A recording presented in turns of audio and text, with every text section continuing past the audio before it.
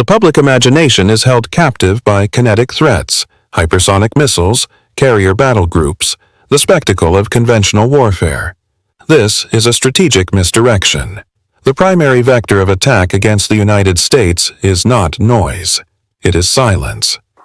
Analysts at CSIS document that 97% of global data, including trillions in daily financial transactions, travels through a few hundred undersea fiber optic cables. This is the central nervous system of the Western order. An attack here is not an act of war, it is an act of economic decapitation. The motive is mathematical. As reports declare a dollar crisis and a U.S. fiscal crisis unfolds, the systemic liability of American debt incentivizes asymmetric escalation.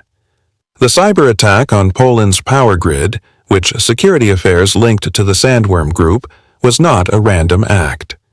It was a field test, a blueprint for degrading critical infrastructure at a fraction of the kinetic cost.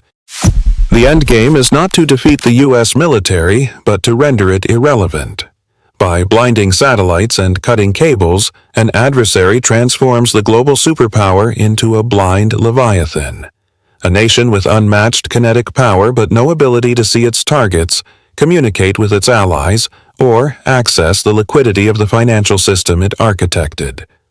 The choice becomes binary. Accept systemic isolation or initiate a kinetic conflict without visibility. The motive for asymmetric escalation is not strength, but weakness. An adversary's decision calculus is driven by their own internal solvency crisis. When a state faces profound domestic liability, such as financing an unpopular or stalled kinetic campaign, its ability to project conventional power degrades. According to analysts at CSIS, Russia's strategic pivot was not a choice.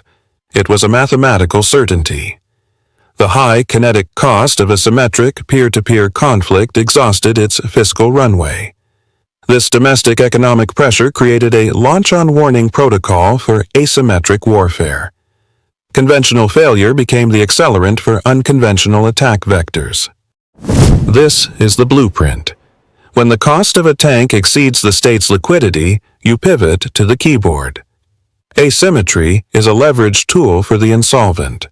The objective shifts from capturing territory to collapsing the adversary's systemic integrity, targeting the central liability in the global system, the fragile U.S. fiscal state, which reports like Globist confirm is deteriorating. The evidence is irrefutable. Security Affairs reports that the Russia-linked Sandworm APT executed a major cyber attack on Poland's power grid. This is not random malice. It is a calculated probe of NATO's critical infrastructure. It is a low-cost, deniable operation designed to test response times and sow systemic chaos, exploiting the West's reliance on fragile interconnected networks. The endgame is to weaponize our own fragility. Each asymmetric event is designed to trigger a cascade failure, exacerbating the dollar crisis that Forbes analysts have declared.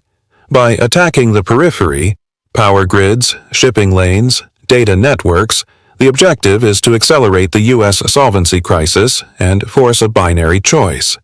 Accept systemic decline or initiate a full-spectrum kinetic conflict from a position of economic weakness.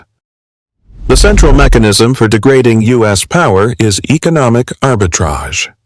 The kinetic cost-exchange ratio has inverted.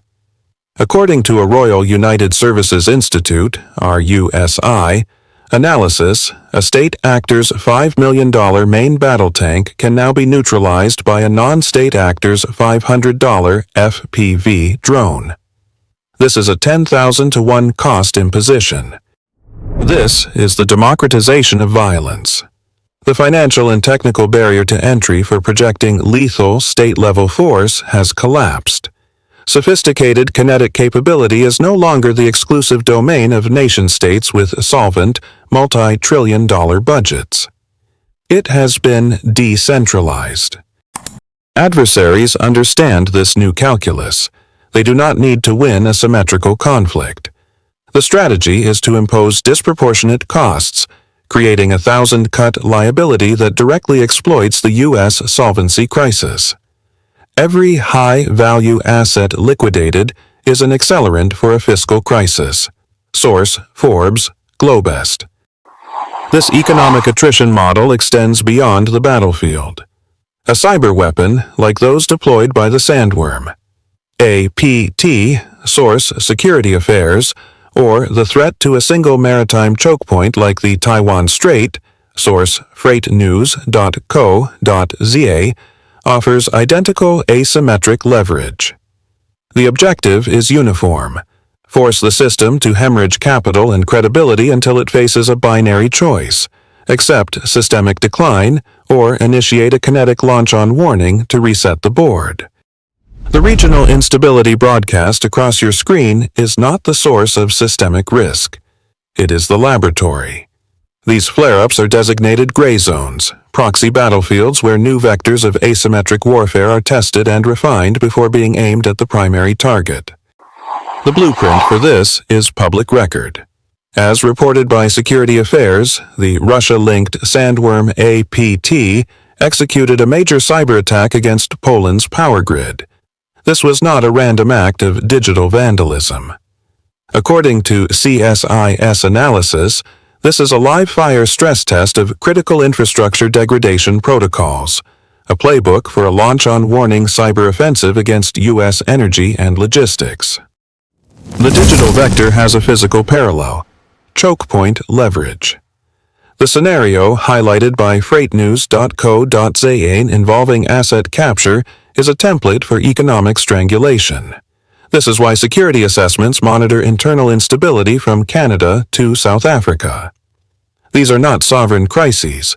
They are evaluated as potential staging grounds to disrupt maritime logistics and sever strategic supply chains at minimal kinetic cost. These gray zone operations are calibrated to exploit the central liability: the accelerating U.S. fiscal crisis. Each probe, digital or physical, is designed to force a costly response, draining liquidity and political capital. It is a strategy of systemic attrition. The goal is to make the price of maintaining global dominance mathematically insolvent, accelerating the dollar crisis trajectory that financial analysts at Forbes have already declared. The endgame is to weaponize America's own economic vulnerability against itself.